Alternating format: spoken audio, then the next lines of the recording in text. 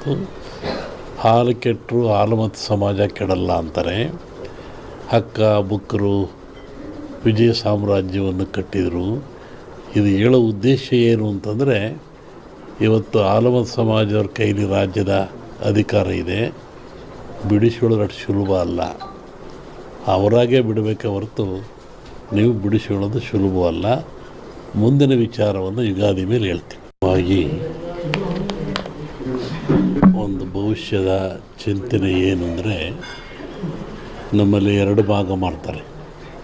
ಒಂದು ಸಂಕ್ರಾಂತಿಯ ಭವಿಷ್ಯ, ಇನ್ನೊಂದು ಯುಗಾದಿಯ ಭವಿಷ್ಯ. ಸಂಕ್ರಾಂತಿಯ ಭವಿಷ್ಯ ರಾಜರಿಗೆ, ಮಹಾರಾಜರುಗಳಿಗೆ, ದೊಡ್ಡ ದೊಡ್ಡ ವ್ಯಾಪಾರಸ್ಥರಿಗೆ ಮತ್ತು ಅನೇಕ ಘಟನೆಗಳು ಬರುವಂಥದ್ದು ಸಂಕ್ರಾಂತಿ ಪುರುಷನ ಮೇಲೆ ಹೇಳುವಂಥದ್ದು.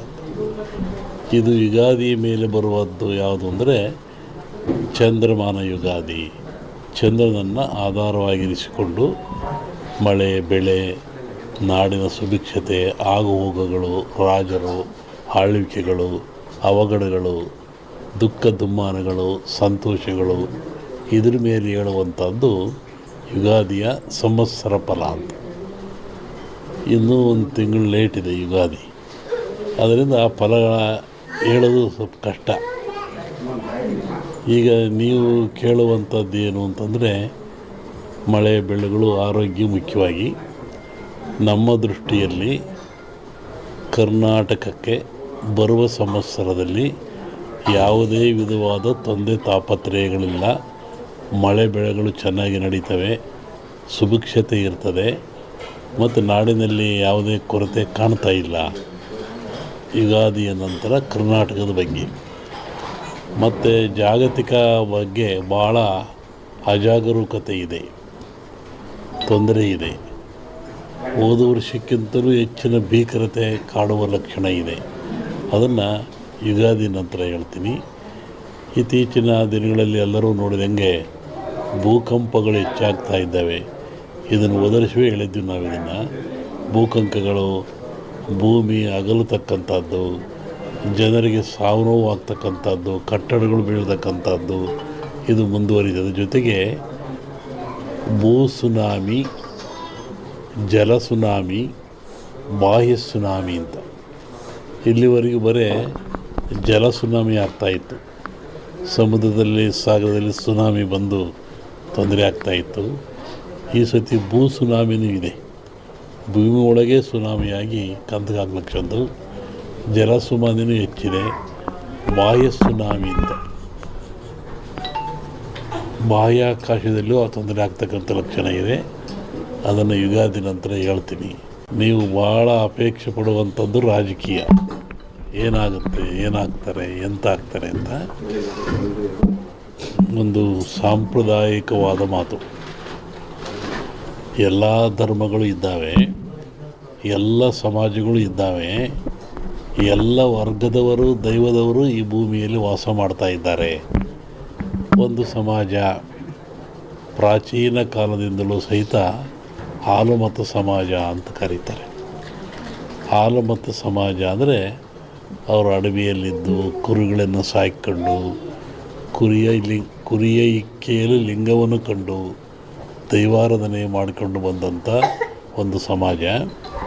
ಪ್ರಕೃತಿಯ ಮೇಲೆ, ಗಾಳಿಯ ಮೇಲೆ, ಭೂಮಿಯ ಮೇಲೆ ಅವರು ಅಡವಿಯಲ್ಲಿದ್ದ ಕಂಡದ್ದು, ತಿಳಿದದ್ದು, ನೋಡಿದ್ದು, ಅನುಭವಿಸಿದ್ದನ್ನು ಹೇಳ್ತಾ ಬಂದಿದ್ದಾರೆ. ಅದು ಕುರುವಿನ ರಟ್ಟು. ಕೆಲ ಕಡೆ ಕುರುಬು ರಟ್ಟು ಅಂತಾರೆ. ಅದು ಕುರುಹಿನ ರಟ್ಟು. ಮುಂದೆ ಏನಾಗಿ ಕುರು ಅಂತ ರಟ್ಟು ಅಂತಕ್ಕಂಥದ್ದು. ಹಾಲು ಕೆಟ್ಟರು ಹಾಲು ಮತ್ತು ಸಮಾಜ ಕೆಡಲ್ಲ ಅಂತಾರೆ. ಹಕ್ಕ ಬುಕ್ಕರು ವಿಜಯ ಸಾಮ್ರಾಜ್ಯವನ್ನು ಕಟ್ಟಿದರು. ಇದು ಹೇಳೋ ಉದ್ದೇಶ ಏನು ಅಂತಂದರೆ, ಇವತ್ತು ಹಾಲು ಮತ್ತು ಸಮಾಜದವ್ರ ಕೈಲಿ ರಾಜ್ಯದ ಅಧಿಕಾರ ಇದೆ.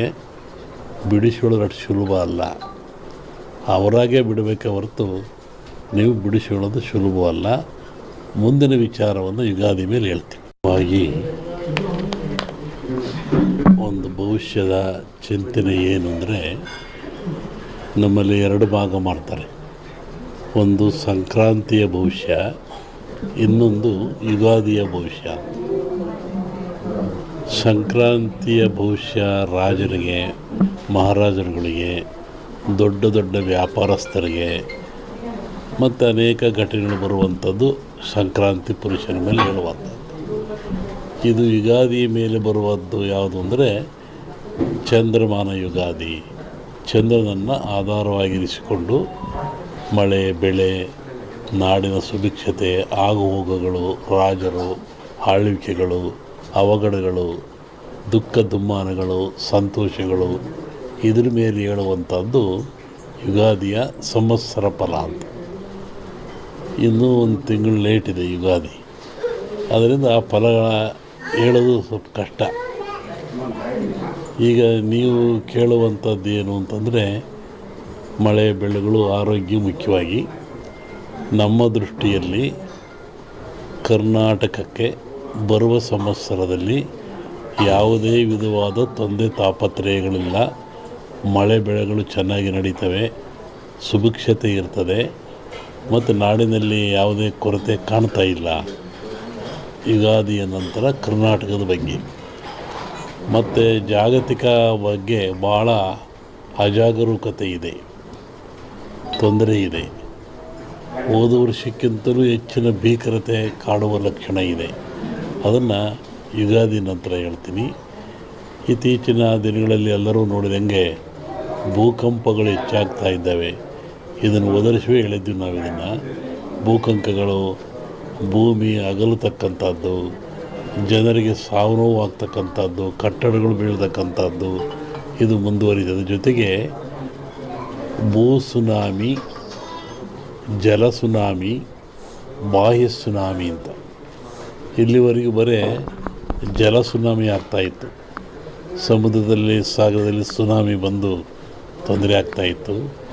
ಈ ಸತಿ ಭೂ ಸುನಾಮಿನೂ ಇದೆ. ಭೂಮಿ ಒಳಗೆ ಸುನಾಮಿಯಾಗಿ ಕಂದಗಾಗ್ಲಕ್ಕಂದು ಜಲ ಸುನಾಮಿನೂ ಹೆಚ್ಚಿದೆ. ಬಾಹ್ಯ ಸುನಾಮಿ ಅಂತ ಬಾಹ್ಯಾಕಾಶದಲ್ಲೂ ಆ ತೊಂದರೆ ಆಗ್ತಕ್ಕಂಥ ಲಕ್ಷಣ ಇದೆ. ಅದನ್ನು ಯುಗಾದಿ ನಂತರ ಹೇಳ್ತೀನಿ. ನೀವು ಭಾಳ ಅಪೇಕ್ಷೆ ಪಡುವಂಥದ್ದು ರಾಜಕೀಯ. ಏನಾಗುತ್ತೆ, ಏನಾಗ್ತಾರೆ, ಎಂತ ಆಗ್ತಾರೆ ಅಂತ ಒಂದು ಸಾಂಪ್ರದಾಯಿಕವಾದ ಮಾತು. ಎಲ್ಲ ಧರ್ಮಗಳು ಇದ್ದಾವೆ, ಎಲ್ಲ ಸಮಾಜಗಳು ಇದ್ದಾವೆ, ಎಲ್ಲ ವರ್ಗದವರು, ದೈವದವರು ಈ ಭೂಮಿಯಲ್ಲಿ ವಾಸ ಮಾಡ್ತಾ ಇದ್ದಾರೆ. ಒಂದು ಸಮಾಜ ಪ್ರಾಚೀನ ಕಾಲದಿಂದಲೂ ಸಹಿತ ಹಾಲುಮತ ಸಮಾಜ ಅಂತ ಕರೀತಾರೆ. ಹಾಲುಮತ ಸಮಾಜ ಅಂದರೆ ಅವರು ಅಡವಿಯಲ್ಲಿದ್ದು ಕುರಿಗಳನ್ನು ಸಾಕಿಕೊಂಡು ಕುರಿಯಲ್ಲಿ